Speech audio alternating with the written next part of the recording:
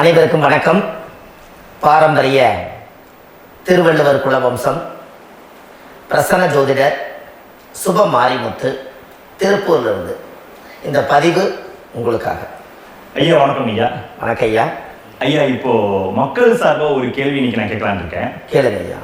ஐயா, அதாவது இந்த ஜாதகத்துல முடக்கு இருக்கு, ஜாதகத்தையும் முடக்கிருச்சு, கண்டிப்பா கண்டிப்பா, அதனால வாழ்க்கையில் நிறைய பிரச்சனைகள் அப்படின்னு சொல்லி நிறைய பேர் கேட்கறாங்க. கண்டிப்பாங்க ஐயா. இந்த முடக்குங்கிறது என்னங்க ஐயா? அதற்கும் கர்மாவுக்கு ஏதாவது சம்பந்தம் இருக்காங்க ஐயா? அதை பத்தி சொன்னீங்கன்னா ரொம்ப உதவியா இருக்கு. நல்ல கேள்விங்க ஐயா. இந்த கர்மாவே முதல்ல எங்கிருந்து வருது அப்படிங்கிறது தான் இப்போ நம்ம சொல்ல போகிறோம்.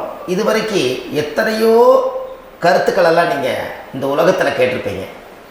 ஆனால் இந்த பதிவில் நீங்கள் பொறுமையோடு இந்த கருத்தை ஒரு இனிமையோடு நிதானமாக கேட்டிங்கன்னா உங்களுடைய ஊழ்வினை கர்மா எங்கிருந்து உருவாச்சு, இதனுடைய இந்த கர்மானால் நாம் என்ன கஷ்டப்படுறோம், நாம் இந்த பூமியில் பிறக்கிறதுக்கு என்ன வரம் வாங்கி வந்தோம், நம்ம பாவ புண்ணியம் எல்லாம் ஜாதக கட்டத்தில் போய் எப்படி எடுக்கிறது, நம்மளுடைய தோஷம்னு சொல்கிறோமே அந்த தோஷம் எப்படி கிரியேட் ஆகுது, நம்ம இந்த பூமியில் பிறக்கும் போது கொண்டு வந்த கர்மாவா, இல்லை கடவுளே நம்மளுக்கு ஒரு தண்டனையாக கொடுத்த கர்மாவா, இல்லை நம்ம இந்த பூமிக்கு வந்ததுக்கு அப்புறம் செய்த கர்மாவா, இது எல்லாத்தையுமே நம்ம பொறுமையாக கேட்கணும்னா கண்டிப்பாக இந்த பதிவை நீங்கள் பொறுமையோடு கேளுங்க.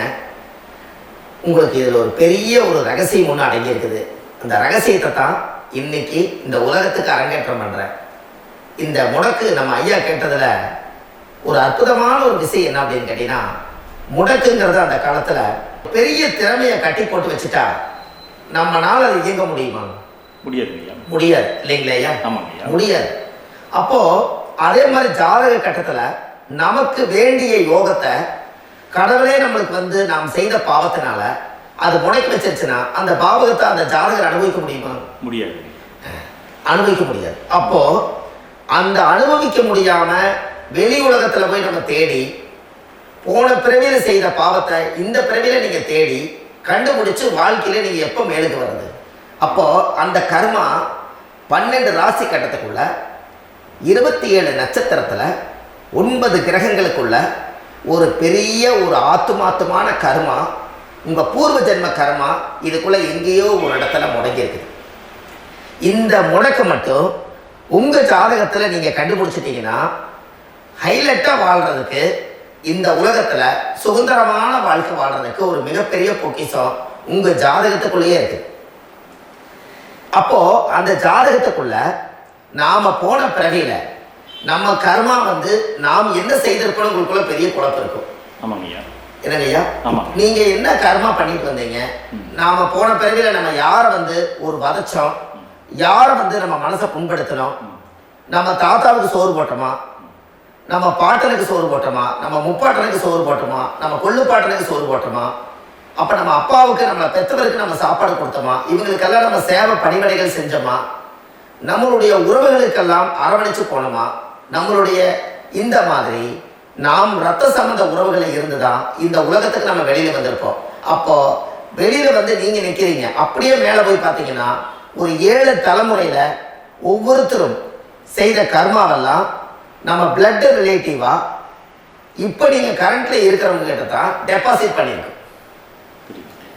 அப்ப இது தெரியாம நாம ஜாதகத்துக்குள்ள போய் தசாபுத்தி நல்லா தெரிஞ்சிருக்குதே, நான் ரொம்ப கஷ்டப்படுறேன், என் ஜாதகத்தில் போய் பார்த்தேன் எல்லா கிரகங்களும் நல்ல வலிமையா இருக்குன்னு சொன்னாங்க, ஆனா இன்னும் என்னுடைய கடன் அடையல, இன்னும் என்னோட கர்மா தீர்ந்த மாதிரியே தெரியல, எனக்குள்ள ஒரு தாட்டு என்னமோ நான் ஒரு பிண்டங்கிற வாழ்க்கையிலே வாழ்ந்துட்டு இருக்கேன் அப்படின்னு நீங்க சொல்லும் போது, அப்ப இதையெல்லாம் தாண்டி ஒரு கர்மா உங்களுடைய ராசி கட்டத்துக்குள்ள எங்கேயோ ஒரு பக்கத்துல ரகசியமா புதைஞ்சிருக்கு. அப்போ அந்த ரகசியமா புதைஞ்சிருக்கக்கூடிய அந்த முடக்கு தான் இன்னைக்கு இந்த உலகத்துக்குள்ள நீங்க தெரிஞ்சுக்கக்கூடிய விஷயம். அப்போ அந்த முடக்குங்கிறது ஒரு உண்மை இந்த உலகத்துக்கு நம்மளை எல்லாத்துலேயும் நல்லா யோசிச்சு பாருங்க. 12 ராசி கட்டம் இருக்குதுங்களா ஐயா? ஆமாங்க ஐயா. ஆனா கிரகம் எத்தனை இருக்குதுங்க? 9 தான் இருக்குங்க. ஆமா, 12 ராசிக்கு 12 கட்டத்துக்கு 12 கிரகம் கொடுத்துருக்கலாம்ல கடவுள். அப்ப ஏன் 3 கட்டத்தை மட்டும் எம்டி பண்ணி மீதி 9 கிரகத்தை வச்சுக்கிறாருன்னா, அப்ப நாம் செய்த 3 தலைமுறை கர்மாவுக்கு அது எந்த கட்டம் பிளாக் ஆகுதோ அந்த கட்டத்துக்குள்ள ஒரு ஏதோ ஒரு ரகசியம் இருக்கிறனால தானே எங்கேயோ ஒரு பக்கத்தில் நீங்கள் கண்டிப்பாக கர்மாவில் மாட்டுவீங்கிறது கனவுலே படைச்சு தானே இதை உருவாக்கியிருக்காரு. 12 ராசிக்கு 12 கட்டம் கொடுத்துருந்தா எங்கே நீங்கள் சுற்றி வந்தாலும் ஏதோ ஒரு வீட்டுக்குள்ள போய் பார்த்துக்கலாம். நிச்சயமாங்க. ஆனால் ஒரு வீடு சுத்தமாக இருக்குது, ஒரு வீட்டில் 4 கிரகம் இருக்குது, ஒரு வீட்டில் 3 கிரகம் இருக்குது, ஒரு வீட்டில் 5 கிரகம் இருக்குது, ஒரு 3 வீடு 4 வீடு காலியாக இருக்குது. அப்போ எங்கேயோ ஒரு ராசி கட்டத்துக்குள்ளேயே கடவுளுடைய கர்மா விளையாட்டு, அது ரகசிய விளையாட்டு தான். அப்போ இந்த இடத்துல தான் உங்கள் ஜாதகத்தில் முடக்கு இருக்குது. இந்த முடக்க நீங்கள் எப்படியெல்லாம் அதை ஆராய்ச்சி பண்ணி கண்டுபிடிக்க முடியும் அப்படிங்கிற ஒரு விஷயத்தை தான் இன்னைக்கு நம்ம இந்த உலகத்துக்குள்ள இதை நுழைக்க போகிறேன். இப்போ அப்பா செய்த பாவம்னு ஒன்று இருக்குமில்ல ஐயா? ஆமாங்க ஐயா. நம்ம அறியாத வயசுல தெரியாதல அப்பா செய்த பாவம்னு இருக்கும். அப்பாவுடைய சொத்து பிள்ளைக்கு தானா, அப்பாவுடைய பாவம் பிள்ளைக்கு தானே? ஆமாங்க ஐயா. ஆமாங்க ஐயா. என்னங்க ஐயா? ஆமாங்க ஐயா. சரி, அப்ப தாத்தா இருக்கிறாரு, தாத்தாவுடைய கர்மா உயிர் எங்க எழுதி வைக்கிறாருங்க? அப்போ மகனை பெற்றுறாரு. அப்ப தாத்தா மாதிரியே முகம் இருக்குது, தாத்தா மாதிரியே அவருடைய நடை உடை பாவனை இருக்குது, அவர் தாத்தாவுடைய ஜீனு தான் அப்படின்னு இவர் சொல்லும் போது அப்ப தாத்தாவுடைய சொத்து பேரனுக்கு சொந்தம்னா தாத்தாவுடைய பாவம் எங்க போகுங்க? பேரனுக்கு தான். Very good. அப்ப இந்த அப்போ இந்த கர்ம எப்படி டிரான்ஸ்ஃபர் ஆகுதுன்னு உங்களுக்கு தெரியுதா? புரியுது புரியுது. அப்ப நீங்க போன பிறவியில அந்த தாத்தாவுடைய பேரனை நீங்க பிறக்கிறதுக்கு கர்மம் உங்களை செயல்பட வச்சிருக்குது. அதனால நீங்க தாத்தாங்கிறீங்க. அதனால இந்த கௌரவமே எங்க தாத்தா சம்பாதிச்ச சொத்து, நான் தான் அனுபவிக்கணுங்கிற விதியை நீங்க உருவாக்கிறீங்க. புரியுது. அப்போ இந்த ஜாதகத்துல அந்த உள்வினை தோஷம் தான் ஏதோ ஒரு வழியில உங்களை கர்மாவை செயல்படுத்துது. அதனாலதான் இந்த ஜாதகத்துல எந்த ஒரு முடக்கை எடுக்கிறதா இருந்தாலும் சூரியன் என்ற நட்சத்திரம் எதுவோ அந்த நட்சத்திரத்துக்கு எந்த வீடு முடக்காகுதோ அங்கதான் உங்களுடைய கர்மா ஒளிஞ்சிருக்கும். இதுதான் உங்களுடைய பெரிய ஒரு பொக்கிஷமான ரகசியம். சரிங்க ஐயா. இப்போ இது நவகிரகங்கள் 9 இருக்கும்போது ஏன் சூரியனை மட்டும் நம்ம இதில் எடுத்துக்கணும்னு நீங்க சொல்றீங்க? நல்ல கேள்விங்க ஐயா. நீங்க கேட்டீங்க பாத்தீங்களா, 9 நவகிரகம் இருக்கும்போது சூரியன் மட்டும், அந்த சூரியன் என்ற நட்சத்திரம் பிறக்கும் போது அந்த வீடு மட்டும் முடக்காக நீங்க கேட்டீங்க இல்லையா? இதுதான் அற்புதமான கேள்வி. ஏன் அப்படின்னு கேட்டீங்கன்னா, சூரியனா அப்பா, அப்பாவோட உயிர் கருவோய் அம்மாவுடைய பனிக்குடத்துல கர்ப்பத்துல வச்சு 10 மாசம் 300 நாள் சுமந்து நீங்க இந்த பூமிக்கு வெளியில வரும்போது நீங்க என்ன பாவத்தை இவங்க விதைச்சாங்களோ அந்த கர்மாவை வாங்கிட்டு தான் நீங்க வெளியில பிரசவம் ஆகுறீங்க. இதுதானே உண்மைதாங்க. அப்ப சூரியன் என்ற நட்சத்திரம், அந்த சூரியன்கிறது உயிர் கருவல்லவா? அப்பாவுடைய உயிரணுக்கள் அம்மாவுடைய கருவிக்குள்ள போய் நாம குழந்தை வடிவத்துல இருந்து 300 நாள் பாவ உன்னித்த பதிவுல ஏட்டு எழுதி ஒரு ஜாதகத்தை கையில கொடுத்து பிறந்த உடனே உங்களுக்கு ஒரு ஏட்டை பெரட்டி நீ இப்படித்தான் விதி, இனிமேல் இப்படித்தான் நீ வாழணும்னு சொல்லி உங்க கர்மாவை நீங்க கர்மாவோட தானே வெளியில பிறக்கிறீங்க. அப்ப சூரியன் என்ற நட்சத்திரம் தானே இந்த உலகத்துக்கு ஒரு பெரிய ஒரு மகத்துவம். இப்ப பாருங்க, விடிய வரைக்கும் நம்ம முடிச்சுட்டு இருக்கிறோம். காலையில சூரிய உதயமான அவங்கவுங்க செயல்படுறோம். மீறி எல்லா கிரகங்களுக்குமே வெளிச்சத்தை கொடுக்கக்கூடிய சக்தி சூரியனுடைய பிம்ப ஒளிக்குத்தான் உண்டு. என்னங்கய்யா? அதனாலதான் மேசம் உச்ச வீடுன்னு சொல்லி மேசத்தை உச்சம்னு சொல்லி சூரிய உச்சத்தை அங்கதான் வச்சாங்க. அப்போ அந்த காலச்சக்கரத்துக்கு 5ஆம் இடம் பூர்வ புண்ணியஸ்தானத்துல போய் சிம்மத்துல கொண்டு போய் சூரியனை ஆட்சி விடுன்னு வச்சாங்க. அப்போ சூரியன்ல இருந்துதான் அந்த மையப்புள்ளி உருவாகுது. அப்போ உங்களுடைய ஜாதகத்துல அந்த சூரியனாகப்பட்டவர் பிறக்கும் போது நீங்க உங்க ஜாதகத்தை நீங்க எடுத்துக்கங்க ஐயா. நீங்க இன்னைக்கே போய் கதவை திறந்து உங்க பெட்டியை திறந்து பீர்வாவுக்குள்ள உங்களுடைய ஜாதகம் இருக்குது, அந்த ஜாதகத்தை எடுத்து ஜோதிடர்கிட்டையே நீங்க சந்தேகம் கேட்கறதுக்கு முன்பு நீங்களே உங்களுடைய கர்ம பத்தி தெரிஞ்சுக்கிறதுக்கு இந்த பதிவுல உங்களுக்கு ஒரு ரகசியத்தை சொல்லித்தரேன்.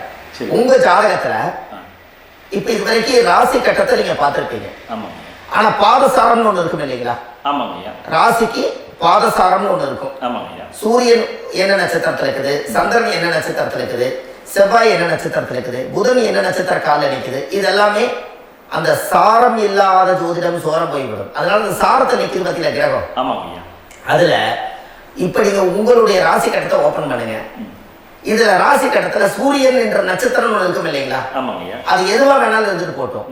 அந்த நட்சத்திரம் தான் நீங்க பிறக்கும் போது தாயுடைய கருவறைக்குள்ள கரு உருவான நட்சத்திரமே அதுதான். புரிஞ்சுங்களா ஐயா? பிறக்கும் போது நீங்கள் அந்த கருவுடைய நட்சத்திரம் அப்பா வந்து கருவை உருவாக்கி கர்மாவை விதைச்சது அந்த சூரியன் என்ற நட்சத்திரம் தான். அந்த வீட்டுக்கு தான் இந்த ராசி கட்டத்தில் உங்களுக்கு முடக்கு உருவாகுது. புரிஞ்சுங்களா ஐயா? அப்போ ஒரு ஜாதகத்துல சூரியன் என்ற நட்சத்திரம் எதுவோ அதுதான் உங்களுடைய கர்ம நட்சத்திரம். இப்ப நம்ம பிறக்கிறதுக்கு முன்னாடி அப்பா கிட்ட அந்த கர்ம டெபாசிட் ஆயிருக்கும். அதை டிரான்ஸ்ஃபர் எப்படி பண்றாரு? அவர் ஒரு கல்யாணம் வச்சு அவர் குடும்ப வாழ்க்கையில வாழ்ந்து நம்மளோட உயிர் கருவை கொண்டு போய் ஊராம் பொண்ண கல்யாணம் பண்ணி பொண்டாட்டின்னு எடுத்துக்கொண்டு அந்த பொண்டாட்டிங்கிற உரிமையாகி இவருடைய உயிர் கரு உருவாகி வாரிசுகள் வெளியில வருது. அதானே ஐயா? அப்போ அந்த சூரியன் என்ற நட்சத்திரம் தான் இந்த உலகத்துல ஒரு பிரம்மாண்டமான நட்சத்திரம். இந்த நட்சத்திரம் உங்க மனசுக்குள்ள ஏதாவது இருந்துச்சுன்னா உங்க வீட்டுல ஏதாவது ஒரு நல்ல விஷயங்கள் நீங்க பண்றதா இருந்தா அந்த கர்ம நட்சத்திரம் சூரியனுடைய நட்சத்திரம் இருக்கிறதுல அந்த நட்சத்திரத்துல எந்த ஒரு சேவைகளும் செய்யக்கூடாது. அதுதான் கர்மா. அதை போய் நீங்க ஆக்டிவேட் பண்ணி விட்டீங்கன்னா அது முன்னோர்களை வந்து நீங்க வந்து தொந்தரவு பண்ண மாதிரி. அந்த கர்ம நட்சத்திரம் தான் உங்க வாழ்க்கையில அது புதஞ்சிருக்கிறதா. இப்போ குழந்தை பிறந்தாலோ சீர் சீமந்தங்கள் நீங்க செய்யறதாலோ கல்யாணம் முக்கிறதுனாலோ உங்க ஜென்ம நட்சத்திரத்தன்னைக்கு கல்யாணம் பண்ண வேணும்னு சொல்லிக்கிறாங்க இல்லைங்க? உங்களுக்கு ஜென்ம நட்சத்திரத்துக்கு முன்னாடி உங்களை உருவாக்குன நட்சத்திரம் தான் ஜென்ம நட்சத்திரம். அப்ப சூரியன் என்ற நட்சத்திரம் அப்பாவுடைய ஜென்ம நட்சத்திரமா அந்த ஊழ்வினை கர்ம செயல்படுது. அப்ப அந்த முடக்கு யார் வழியில வந்தது? முன்னோர்கள் வழியில வந்தது. முன்னோர்கள் கட்டி வச்சது யாரைய? குலதெய்வத்தை.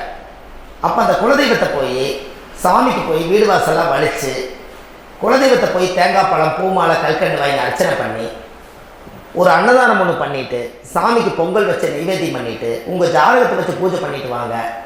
அதுக்கப்புறம் தான் உங்க கர்மாவை கண்டுபிடிக்கிறதுக்கு வழியே பிறக்கும். குலதெய்வத்தை வணங்காமல் கோவிந்தா கோவிந்தா என்று பல தெய்வத்தை வணங்கினாலும் பலனொன்றும் இல்லைன்னு அந்த காலத்தில் முன்னோர்கள் சொல்லி வச்சுக்கிறாங்களே இல்லைங்களா? அதனால கண்டிப்பாக அதை கண்டுபிடிச்சு நீங்கள் அதுக்கு ஒரு நைவேத்தியம் பண்ணால் மட்டும்தான் முதல்ல உங்கள் 5ஆம் பாவம் முன்னோர்கள் அது வேலை செய்யும். குலதெய்வ ஆலயத்துக்கு போயிட்டு வாங்க. போயிட்டு வந்துட்டு இந்த கர்மவினை தோஷத்தை நிவர்த்தி பண்ணுறதுக்குனால சரியான பரிகாரத்தை நம்ம எடுப்போம். அப்போ உண்மையாலுமே ஒரு ராசி கட்டத்துக்குள்ள இந்த மாதிரி ஒரு அந்த கர்ம தோஷம் இருப்பதனால இந்த கர்மா தோஷத்துக்கு அந்த முடக்க தோஷங்கிறத நீங்கள் எடுத்து அதை கண்டுபிடிச்சு அந்த சூரியன் என்ற நட்சத்திரம் எந்த ராசி கட்டத்தில் போய் முடக்காயிருக்குதோ அந்த முடக்கு எந்த பாவகம் வந்து நம்மளுக்கு லாக் ஆகிருக்குதோ அந்த பாவகத்துக்கு உண்டான பரிகாரங்கள் அதுக்குரிய ஸ்தலங்கள் அந்த கோவில்களில் போய் சுவாமிக்கு தேங்காய் பழம் பூமாலை கல்கண்டு வாங்கி அர்ச்சனை பண்ணி நீங்கள் அந்த கோவிலுக்குள்ள போய் உட்கார்ந்து சாமி கும்பிட்டு வந்தீங்கன்னா உங்களுடைய ஜாதகத்தில் இருக்கக்கூடிய அந்த முடக்கு தோசை நீங்கி வாழ்க்கையில் நீங்கள் எதை சாதிக்க வந்தீங்களோ அந்த சாதனையை நீங்கள் சாதிச்சுட்டு இருப்பீங்க. புரிஞ்சுங்களா ஐயா? இல்லை, தெளிவாக புரியுதுங்க. ஏன் அப்படின்னா அந்த முடக்கு நட்சத்திரத்துக்குள்ள தான் ஒரு தோஷம் இருக்குது. இப்போ அந்த காலத்தில் பாருங்க ஐயா, முன்னோர்கள் எல்லாம் நிறைய பேர் கோவில் கட்டி வச்சுட்டு போயிருக்காங்களா இல்லைங்களா? ஆமாங்க. இந்த கோவில் எதுக்காக கட்டி வச்சுக்கிறாங்கன்னா அவங்க கட்டினவங்களுக்கும் அந்த முடக்கு தோஷம் இருந்திருக்குது. ராஜாக்கள் இருந்திருக்குது, மன்னர்கள் காலத்தில் இருந்திருக்குது, ஜமீன்தார் காலத்தில் இருந்திருக்குது. இப்போ அவங்களுடைய அமைப்புகள் எல்லாமே முன்னோர்கள் என்னமோ அறியாமல் தெரியாத தன்னடக்கம் இல்லாத ஒரு கர்மாவை செஞ்சுட்டாலும் அதுக்குரிய பரிகார ஸ்தலங்களை கொண்டு போய் அந்த காலத்திலே ஜாதகம் பார்த்து நம்ம வந்து முன்னோர்களுடைய பாவத்தை நாம் செய்த பாவத்தையும் தீர்த்துட்டு நமக்கு கீழே அடுத்த சந்ததிகள் அடுத்த தலைமுறைகள் வந்தாலும் இந்த கோவில்களுக்கு வந்து விளக்கு போட்டு சாமி கும்பிட்டு இந்த மண்ணை மிதிச்சுட்டு போனால் அன்னையோட அந்த கர்மா தீருங்கிறது அந்த காலத்திலேயே முடக்கு தோச பரிகாரத்தை கோவில் வழியில் அந்த காலத்தில் திசை திருப்பி வச்சுருக்காங்க. அப்போ நீங்கள் கோவிலுக்கு போகாமல் கண்டிப்பாக இந்த பரிகாரத்தை நீங்கள் உடைக்க முடியாது. ஏன் உடைக்க முடியாதுன்னா இப்போ நீங்கள் எத்தனை வருஷம் வாழ்கிறீங்க ஐயா? இன்னும் ஒரு 50 வருஷம் 120 வருஷமே வச்சுக்கோங்க.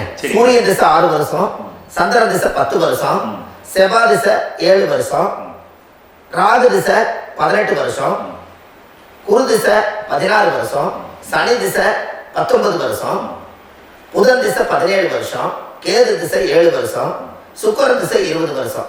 இப்போ நான் சொன்ன டோட்டலெல்லாம் கூட்டிங்கன்னா 120 வருஷம் வரும். இது ஒரு மனிதர் பிறந்து பூர்ண ஆயுளோடு வாழ்ந்தால் இந்த 120 வருஷம் வாழ்ந்தால் அவர் இந்த பூலோக பதவி விட்டு சிவலோக பதவி போயிடுவார். அதுக்கு பேர் தான் பூர்ண ஆயுள் என்று பொருள். அப்ப இந்த பூர்ண ஆயுள வாழ்ந்தவருக்கு 120 வருஷம். கோயில் எத்தனை வருஷம் வாழ்ந்துங்க ஐயா? கோயில் ஒரு கோயில் பழங்காலத்து கோயில் எல்லாம் எத்தனை வருஷம் வாழுதுங்க? 12 வருஷத்துக்கு கும்பாபிஷேகம் பண்ணுவாங்க. அது ஓகே, அது பரவாயில்ல. 12 வருஷத்துக்கு ஒருக்கா பழச புதுப்பிச்சு கும்பாபிஷேகம் பண்ணி மறுபடியும் அதுக்கு பவர் ஊட்டி சக்தி ஊட்டி அதுக்கு உருவேற்றுறாங்க.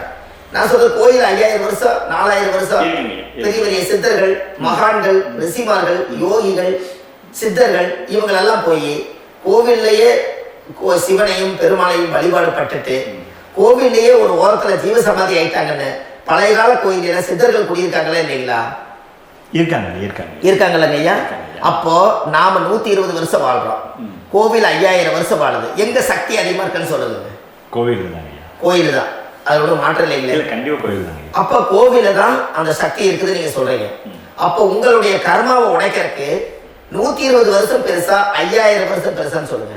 5000 தான். அப்ப 5000 வருஷம் உள்ள அலைகள் வந்து எத்தனை அந்த சிவனுக்கு ஒரு சிவன் கோயிலே உங்களுக்கு முடக்கு தோஷத்துக்கு ஒரு கோயில் வருதுன்னு வச்சுக்கோங்க.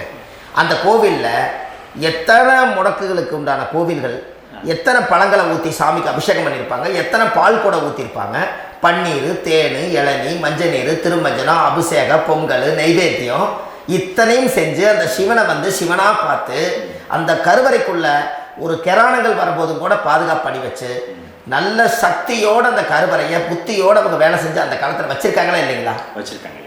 அப்போ நம்ம வீட்டை அவ்வளோ சுத்தமாக வச்சிருக்க முடியுமா? என்னதான் வாஸ்து இருந்தாலும் முடியாது இல்லைங்களா? அப்போ அவ்வளவு ஒரு பவர்ஃபுல்லான கோவில் அந்த முடக்க தோஷத்துக்குள்ள ரகசியமா அந்த கோயில் அடங்கி இருக்குது. உங்க ஜாதகத்துக்குள்ள உண்மையாலுமே ஊழ்வினை கோயில், கர்மவினை கோயில் அதுக்குள்ள இருக்குது. அந்த ஜாதகத்தை கணிச்சு பார்த்தா கரெக்டா உங்களுடைய ஜாதகத்துல அப்பாவுடைய கருவறையிலிருந்து உயிர் உருவாகிற நேரத்துல இருந்து இப்ப வரைக்கும் நீங்க கரண்ட்ல வாழ வரைக்கும் அந்த கர்மா கூட வர்றத ஒரே ஒரு இடத்துல போனா மட்டும்தான் விட்டுட்டு வர முடியும். அது எந்த வீடு அப்படின்னு கேட்டா உங்களுக்கு வந்து அப்பாவுடைய கர்மா வழியில போய் அந்த கோவில், பழையகால கோயில், பழையகால தெய்வங்கள், அந்த கோவில் தான் உங்க ஜாதகத்துக்குள்ள ரகசியமா இருக்கும். அது ஏன் இந்த பதிவுல உங்களால சொல்ல முடியாது அப்படின்னா, இந்த பதிவுல ஏன் சொல்ல முடியாதுன்னா உங்க ஜாதகம் தெரியாம என்ன கோயிலை நீங்க சொல்லுவீங்க? புரியுதுங்கய்யா. இப்ப பொதுவா ஒரு நட்சத்திரத்துக்கு ஏதோ ஒரு கோவில அவங்க சொல்லி நீங்க போயிட்டு வரீங்கன்னு வச்சுக்கோங்க. ஆனால் அது வேலை செய்யலைன்னா நம்மளுக்கு என்னங்க இவ்வளவு கஷ்டப்பட்டு போய் அந்த பலனடையிலேயே கேள்வி கேட்டக்கூடாது. உங்க ஜாதகத்தை நீங்க கொண்டாங்க, உங்க டேட் ஆஃப் பர்த் டயத்தை போட்டு ஜாதகத்தை கணிச்சு நீங்க சூரியன் என்ற நட்சத்திரத்துக்கு உங்களுடைய கர்மவினை கோவில் யாரு, உங்களுடைய முடக்கு யாரு, ஊழ்வினை தோஷத்துக்கு உண்டானவர் யாரு, தாய் வழி கர்மா யாரு, தந்தை வழி கர்மா எது, நீங்க பிறக்கும் போது வந்த கர்மா என்ன, இது எல்லாம் கணிக்காம பொதுவா ஒரு கோயில்ல போய் நீங்க வாட்டுக்கு சாமி கும்பிட்டு வந்தால் பலன் எப்படி கிடைக்கும்? கண்டிப்பா கிடைக்கும் ஐயா. என்னங்க ஐயா, அது தெரிஞ்சு பண்ணாதான் சரியா? ஒரு டாக்டர் கிட்ட போறீங்க, எனக்கு என்னை அப்படியே ஸ்கேன் பண்ணி ஒரே ஒரு மாத்திரை கொடுங்கன்னு கேட்டா டாக்டர் கொடுப்பாருங்களா? இல்லைங்க ஐயா. அவர் என்ன பிரச்சனை இருக்குதோ அதை முதல்ல கண்டுபிடிச்சு ஸ்கேன் பண்ணி பார்த்து ரிப்போர்ட் எடுத்து அது மூலியமா தான் கொஞ்சம் எடுத்து ஐயா உங்களுக்கு இந்த பிரச்சனை, இதுக்கு தீர்வுக்கு இதுக்குண்டான மெடிசன், இது இப்படித்தான் சாப்பிடணும்னு முறையா சொல்லி அந்த உயிர் வாழ வைக்கிறாரு டாக்டர். அவர் ஒரு தெய்வ வடிவத்துல. கரெக்டுங்களா ஐயா? அப்போ உங்களோட கர்மா எங்க செயல்படுது அப்படின்னா இந்த முடக்க நீங்க இந்த பதிவுல தெரிஞ்சுக்கங்க. அதுக்குரிய நட்சத்திரம் என்னன்னு தெரிஞ்சு வச்சுக்கோங்க. உங்க ஜாதகத்துல சூரியன் என்ற நட்சத்திரத்தை எடுத்துக்கங்க. அந்த வீட்டுக்கு முடக்க இந்த பதிவுல எந்த வீடு லாக் ஆயிருக்குதுங்கிறத நான் உங்களுக்கு இந்த வீட்டுல சொல்றேன். அந்த வீட்டு நீங்க பாருங்க, உங்களுடைய லக்கணத்துக்கு அது எந்த வீடு. இப்ப லக்கணத்துக்கு ஒரு 7வது வீடுனே வச்சுக்கோங்க. அப்போ லக்கணத்துக்கு 7வது வீடே முடக்கு. அப்படி ஒரு முடக்க ஆயிப்போச்சுன்னா ஒரு ஜாதகத்துல லக்கணம் தான் 1, 7ஆம் இடம்ங்கிறது மனைவி ஸ்தானம். ஒரு ஆணுடைய ஜாதகத்துக்கு 7ஆம் இடம் தான் மனைவி. அவருக்கு நல்ல மனைவி அமையாம ஆடம்பரம் இருந்தும் வீடு அரண்மனை மாதிரி இருந்தும் அந்த மனைவி ஒரு சந்தோஷமா அவர் அனுபவிக்க முடியாது. புரிஞ்சுங்களா ஐயா? சந்தோஷமா அனுபவிக்க முடியாது. ஏன் அப்படி? 7ஆம் இடத்துல தான் அவரோட கர்மம் உட்கார்ந்து இருக்குது. கரெக்டா சொன்னீங்க. 7ஆம் இடத்துல தான் அந்த கர்மம் உட்கார்ந்து இருக்குது. அப்ப அந்த 7ஆம் இடத்துல இருக்கக்கூடிய அந்த கர்மா போன பிறவியில நீ மனைவிக்கு சோறு போடாம மனைவியை கட்டி வச்சு அடிக்கிறதும், மனைவியை துன்புறுத்துறதும், அந்த மனைவி இருக்கவே இன்னொரு வாழ்க்கைக்குள்ள போறதும், இங்க வாழ வேண்டிய தாம்பத்திய சந்தோஷத்தை கொண்டு போய் இன்னொரு இடத்துல கொடுக்கறதும், தெரிஞ்சிருந்தே நம்மளுடைய மனசுக்குள்ள திருடுத்தனமா வாழ்றதும், இது எல்லா கர்மாவும் போன பிறவியில நாம் செய்த ஊழ்வினை கர்மா தான் உங்க ஜாதகத்துல 7ஆம் இடம் முடக்கு. அப்போ அந்த 7ஆம் இடம் முடக்கா இருந்துச்சுன்னா கண்டிப்பாக உங்கள் ஜாதகத்தில் நீங்கள் என்ன அனுபவிச்சிட முடியும்? நல்ல நண்பர்கள் கிடைக்க மாட்டாங்க, நல்ல ஒரு பார்ட்னர்ஷிப் அமையாது, நல்ல ஒரு நட்பு வட்டங்களில் எதையும் அனுபவிக்க விடாது, ஒரு அங்கீகாரமான உறவுகளில் போய் நம்ம ஸ்ட்ராங்காக நிற்க முடியாது. 7ஆம் இடம் என்பது தாம்பத்திய வாழ்க்கை, பூர்த்தி இல்லாத வாழ்க்கையாக இருக்கும். இப்படியெல்லாம் அந்த ஜாதகத்தில் ஒரு பொதுவாக ஒரு ஜாதகத்தில் 7ஆம் பாவம் முடக்காயிட்டால் இந்த கர்மாவை அவர் அனுபவிச்சுக்கிட்டே இருப்பார். இது எப்பத்தான் அதுக்கு ஒரு தீர்வு வேணுங்க ஐயா? அந்த கோயில் எதுன்னு கரெக்டாக சொன்னீங்க. இப்போ இது மனிதனால செயல்படுது. மனிதர்கள் தான் கோயிலை கட்டி வச்சாங்க. தெய்வத்தை விட ஒரு காலத்தில் மனிதர்களுக்கு மகிமை ஜாஸ்தி. ஏன்னா சாதாரண ஒரு மண்ணு பூமியாக இருந்த இடத்த மனிதர்கள் தான் கோயில் கட்டி ஒரு மகிமைப்படுத்தி புண்ணியம் பண்ணி வச்சாங்க. மனிதர்களுக்கு சக்தி அதிகம்தான், ஆனால் பிரபஞ்சத்துக்கு அதை விட சக்தி அதிகம் அல்லவா? ஐயா, நீங்கள் கோவிலுக்கு போய் அந்த கர்மா உடைக்கிறதுக்கு கோவிலில் சக்தி இருக்குது, ரைட்டு. ஆனால் நம்ம வீட்டுக்கும் கோயிலுக்கும் ஒரு மிகப்பெரிய தொடர்பு என்னென்னா, அந்த கோயில் கட்டுறவங்க எல்லாமே பழைய காலத்து கோயிலெல்லாம் பாருங்கள், பஞ்சபூதத்தை வச்சு கட்டியிருப்பாங்க. சரிங்க. பஞ்சபூதத்தை எப்படிங்க? பஞ்சபூதத்தை வச்சு தான் கட்டுவாங்க கோயில். அது உங்களுக்கு தெரியணும் இல்லைங்களா? பஞ்சபூதம்னா நீர், நெருப்பு, காற்று, பூமி, ஆகாயம். இந்த பஞ்சபூதத்தினுடைய சக்திகள் எல்லாம் ஒரே நேர்கோட்டுக்கு என்னைக்கு வருதோ அன்னைக்கு தான் அந்த கோவிலுடைய பாலக்கால் போட்டு 1000-2000 வருஷம் நிலச்சி நிற்கிறது. காரணம், இந்த பிரபஞ்சத்தில் பஞ்சபூதம் எப்படி நிலச்சி நிற்குதோ அதுபோல் 5000 வருஷம் நிற்கிறதுக்கு அந்த பஞ்சபூத சக்தி வச்சு தான் சாமி சிலையை பிரதிஷ்டை பண்ணி வச்சுருப்பாங்க. அதனால தான் இந்த கோயில்கள் எல்லாம் 5000 வருஷமாயும் எத்தனையோ கிராணங்களை எல்லாம் தப்பிச்சிருக்கிறதுக்கு காரணம். அப்பேற்பட்ட புண்ணிய ஸ்தலம் உங்களுக்கு எதுன்னு தெரியணும் அல்லவா? என்னங்க ஐயா? அப்பேற்பட்ட புண்ணிய ஸ்தலம் உங்களுக்கு எதுன்னு தெரிஞ்சா தானே நீங்க போய் செய்ய முடியும். இல்லாட்டி கண்டிப்பா தெரியாது. அப்போ இந்த முடக்கு தோஷத்தை கடவுள் கிட்டத்தை கொண்டு போய் ஒப்படைக்கணும். நாம் பிறக்கும் போது கொண்டு வந்த கர்மாவை நாம் இருக்கும் காலத்தில் கொண்டு போய் இந்த கர்மாவை சுத்தப்படுத்தி நீங்கள் பாவ ஆத்மாவை இந்த பூமியில் பிறந்து பூலோகத்தில் எல்லா புண்ணியத்தையும் செஞ்சுட்டு இந்த பூலோகத்தை விட்டு நீங்கள் போகும்போது புனித ஆத்மாவாக போகணும்னா உங்கள் கர்மாவை கொண்டுட்டு போகாதீங்க, கர்மாவை நிவர்த்தி செய்யுங்க. என்னங்க ஐயா? புரியுதுங்க ஐயா. அப்போ கர்மாவை சுத்தப்படுத்துங்க. கர்மாவை சுத்தப்படுத்திட்டு உங்களுக்கு பிறக்கிற குழந்தைகளுக்கு அந்த கர்மாவை டிரான்ஸ்ஃபர் பண்ணாம உங்களோட நில் பண்ணுங்க. ஒரு உதாரணம் சொல்லிட்டுங்களா ஐயா? சொல்லுங்க. ஒரு காந்தம் ஒன்று இருக்குது இல்லைங்களா? ஒரு காந்தம்ங்கிறது ஒரு தாத்தாவா வச்சுக்கோங்க. ஒரு இரும்பு கொண்டு போய் வச்சா ஒட்டு மாட்டாதா? அப்போ ஒட்டுனோடனே காந்தம்ங்கிறது தாத்தா, அவருக்கு பிறந்த வாரிசுக்கு அந்த கர்மா டிரான்ஸ்ஃபர் ஆயிருமா? சரி, இன்னொரு இரும்பு கொண்டு போய் வைங்க, ஒட்டு மாட்டாதா? கண்டிப்பா. அப்ப அது பேரனுக்கு வைங்க, பேரனுக்கு வந்துருச்சு அந்த கர்மா. வந்துருச்சுங்கய்யா. இன்னொரு இரும்பு கொண்டு போய் வைங்க, அந்த காந்தத்துக்கு நேர் இன்னொன்று வைங்க, ஒட்டு மாட்டாதா? கண்டிப்பா ஒட்டுங்கய்யா. அப்ப அதை கொண்டு போய் நம்ம கொள்ளு பேரனுக்கு வைங்க. இப்படியே டிரான்ஸ்ஃபர் ஆகி தலைமுறை தலைமுறையே இந்த கர்மா தொடர்ந்துகிட்டே இருக்குது. இந்த இடத்துல கொண்டு போய் காந்தத்துக்கு இரும்பு ஒட்டிகிட்டே இருக்குதுல்ல, இந்த இடத்துல ஒரு மரக்கட்டை செஞ்சு கொண்டு போய் கரெக்டா வச்சுக்கிட்டே போட்டுமா? அந்த மரக்கட்டையை கொண்டு போய் வைக்கிறவர் யார்? மரக்கட்டையை வச்சுட்டு அடுத்த வாரிசு புனிதமா பிறந்துட்டு அந்த மேல இருக்கிற கர்மா எல்லாம் இந்த அடுத்த இதுக்கு வராதுல்ல. இதுதான் கர்மா. தொடர்ந்து வரக்கூடிய கர்மாவை அதை நில் பண்ணணுங்கிறதுக்கு பேர் தான் இந்த உதாரணத்தை சொன்னது. அப்ப நாம் இந்த பூலோகத்துல நம்ம ஒரு தாயுடைய கருவறையில் இருந்து தொப்புள் கொடி அறுக்கும் நேரம் நாம் என்ன கர்மாவை வாங்கி வந்திருந்தாலும் அதையெல்லாம் ஆராய்ச்சி செய்து ஜாதகத்தில் முழுமையாக கண்டுபிடிச்சு ஒரு காலம் இல்லைனாலும் ஒரு காலம் நம்ம நல்லா இருக்கிறதுக்காக நம்ம வாரிசுகள் எல்லாம் நலமடைஞ்சு வளமடைஞ்சு வர்றதுக்காக இந்த கர்மா தோஷத்தை கரெக்டாக கண்டுபிடிச்சு சரியான கோவிலுக்கு போய் நீங்கள் கர்மாவை நிவர்த்தி பண்ணி அங்கே பூஜை புனஸ்தானங்கள், சகசரநாம பூஜைகள், ஓமங்கள், வழிபாடுகள் இதெல்லாம் நீங்கள் செஞ்சு உங்களுடைய பாவத்தை எல்லாம் கழித்து உங்கள் ஜாதகத்தவே யோகமாக மாற்ற முடியும். கண்டிப்பாக மாற்ற முடியும். ஏன்னா நம்ம யாரை நம்பி செய்கிறோம்? சரியான கடவுள்கிட்ட வழிகாமிக்க போகிறோம். அப்போ கடவுள் பொய்யாயிருவாரா? இல்லைங்க, நிச்சயமா இல்லை. ஐயா, நம்ம அதாவது அந்த காலத்தை சொல்லுவாங்க, சக்தியுள்ள சாமி கும்பிட்டு புத்தி உள்ள உள்ளே பெக்கணும்னு சொன்னாங்க. 16 வதபதனை பெக்கல, எல்லாம் அறிவோட பெற்றாங்க. அதனால எல்லாமே தாய் தந்தைகள் பேச்சை கேட்டாங்க. அன்னைக்கு எல்லாருமே தாய் தந்தைகளுக்கு தூணா நின்னாங்க. அப்போ அந்த காலத்தில் சக்தியுள்ள சாமி கும்பிட்டு புத்தியுள்ள உள்ளே பெக்கோன்னு சொல்லி அன்னைக்கு அறிவோட பெற்று இந்த கர்மாவை ஆளுக்கு ஒரு கர்மாவை டிரான்ஸ்ஃபரை பிரித்து எல்லாரும் சுத்தப்படுத்தினாங்க. இன்னைக்கு நம்ம ஒரு குழந்தை 2 குழந்தை பெற்று வச்சிருக்கோம். அவங்களுக்கே இவ்வளவு கர்மா வந்துருச்சுன்னா இந்த குழந்தைகளுக்கு என்னைக்கு இந்த கர்மாவை போய் கண்டுபிடிச்சி நீங்கள் எப்போ சரி பண்ணுவீங்கன்னு. அப்போ இந்த வாழ்க்கையில் ஏதோ ஒரு பிரபஞ்ச சக்தி நம்மளை அறியாமல் என்னமோ ஒரு இயக்கத்தில் கொண்டு போய் விட்டுருச்சுங்களா? அப்போ இனிமேலாவது இந்த கர்மாவில் இருந்து கண்டிப்பாக நம்ம நிவர்த்தி ஆகணும்னு சொன்னால் இந்த முடக்கு தோஷத்தை யாரெல்லாம் கண்டுபிடிச்சு இந்த ஊழ்வினை கர்மாவில் இருந்து நாம் கருவறையில சுமக்கும் போது 10 மாசம் நீங்களே என்னென்ன நினைச்சிருப்பீங்க? அதாவது கருவறைக்குள்ள கருப்பா ஒரு பிண்டம் இடப்பக்கம் கிடக்கையில இந்த பூமிக்கு வரும்போது நீங்க என்னென்ன நினைச்சிருப்பீங்க? இந்த பிறந்ததுக்கு அப்புறம் வந்துதான் அம்மா தெரியுது, அப்பா தெரியுது, தாத்தா தெரியுது, பாட்டி தெரியுது, இந்த உலகத்துல கண்டுள்ளாத காட்சிகள் எல்லாம் தெரியுது, எல்லாம் தெரியுது. ஆனா 10 மாசம் உங்க வாழ்க்கையில நீங்க இருக்கும் போது நீங்க என்னென்னலாம் நினைச்சு இந்த பதிவுகளை இறைவன் கொடுத்தாரோ அதெல்லாம் அனுபவிக்கத்தான் வந்தீங்க. அதுக்கு இடையில இருக்கிறதான கர்மா. இந்த ஒரு விஷயம் உங்களுக்கு கிடைச்சிருச்சுன்னா நீங்க எல்லாருமே ராஜயோகமா படைப்பீங்கல்ல.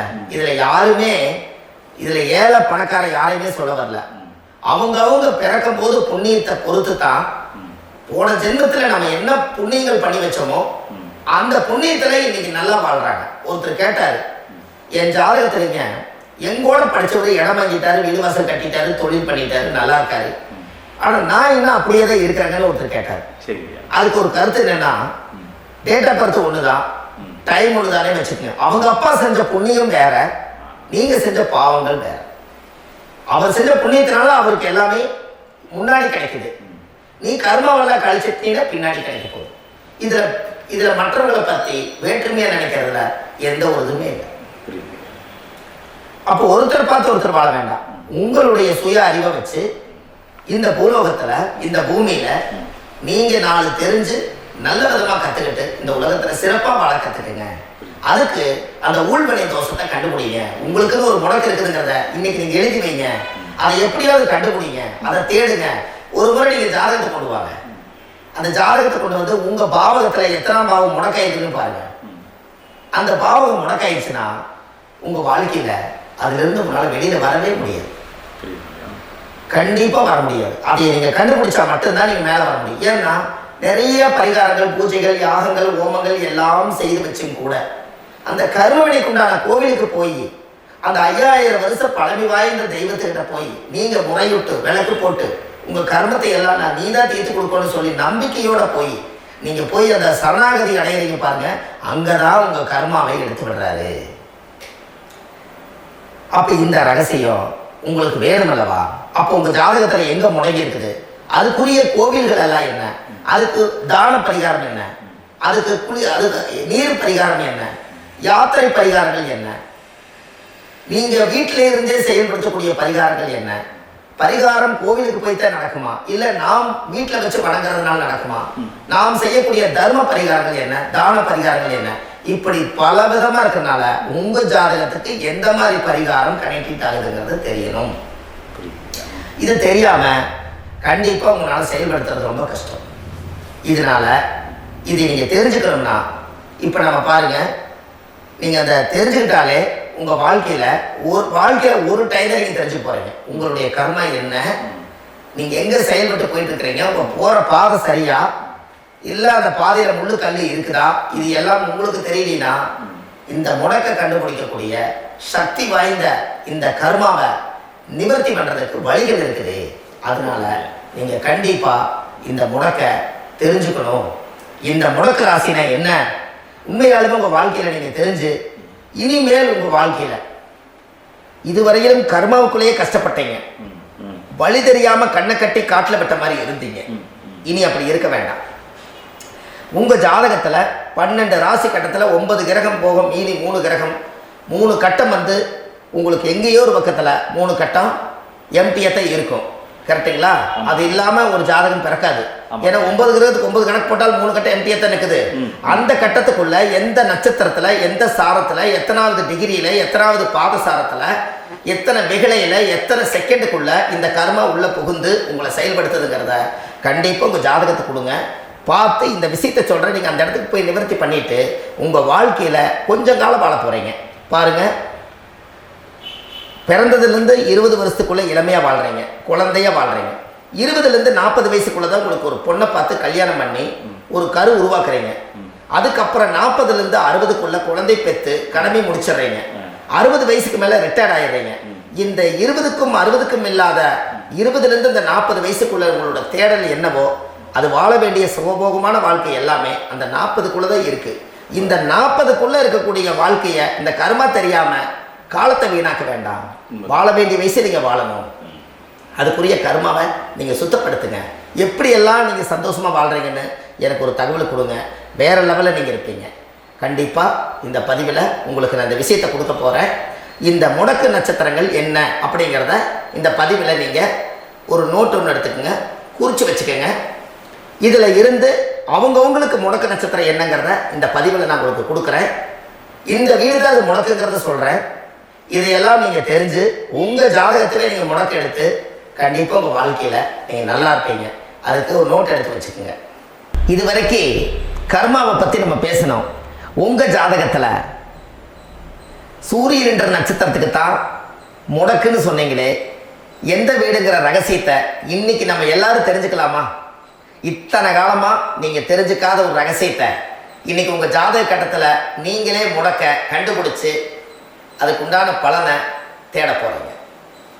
அந்த தேடல் தான் உங்களை கொண்டு போய் உட்கார வைக்க போகுது. ஒரு உதாரணம், உங்கள் ஜாதகத்தில் பாதசாரம் இருக்குது அல்லவா? அந்த பாதசாரத்தில் சூரியன் என்ற நட்சத்திரம், சூரியன் நின்ற நட்சத்திரம் பாதசாரத்தில் கரெக்டாக எடுங்க. சூரியன் என்ற நட்சத்திரம் பரணி நட்சத்திரமாக இருந்தால் சிம்மம் தான் முடக்கு. அப்போ பரணி நட்சத்திரக்காரர்களுக்கு அந்த சிம்மத்தில் வந்து முடக்காயிட்டா, அப்போ உங்கள் லக்னத்துக்கு அது எத்தனாம் பாவமோ அந்த பாவகம் முடங்கிடும். அந்த பாவகத்தை நீங்கள் அனுபவிக்க முடியாது. அதிலிருந்து தான் உங்கள் கர்மாவே அங்கே ஒழிஞ்சிருக்கும். அது உங்கள் லக்னத்துக்கு அந்த சிம்மம் எத்தனாவது வீடுன்னு உங்களுக்கு தெரியும். ஒன்று ஜோதிடர்களுடைய அணுகி போனால் அந்த கர்மா என்னங்கிறத கண்டுபிடிச்சு சொல்லுவாங்க. அப்போது உங்கள் வாழ்க்கையில் பரணி நட்சத்திரத்தில் சூரியன் என்ற நட்சத்திரம் அது பரணியாக இருந்தால் அந்த சிம்ம ராசியில தான் முடக்கு இருக்கும். அப்போ அந்த சிம்மம் முடக்க போய் ஆலய வழிபாடுகளில் போய் மட்டும்தான் அந்த கர்மாவை சரிப்படுத்த முடியும். தான பரிகாரம், தர்ம பரிகாரம், உங்களுடைய வாழ்க்கையில் எளிமையான உங்கள் வீட்டில் தர்ம வழி பரிகாரத்தை செஞ்சு உங்கள் கர்மாவை சுத்தப்படுத்த முடியும்.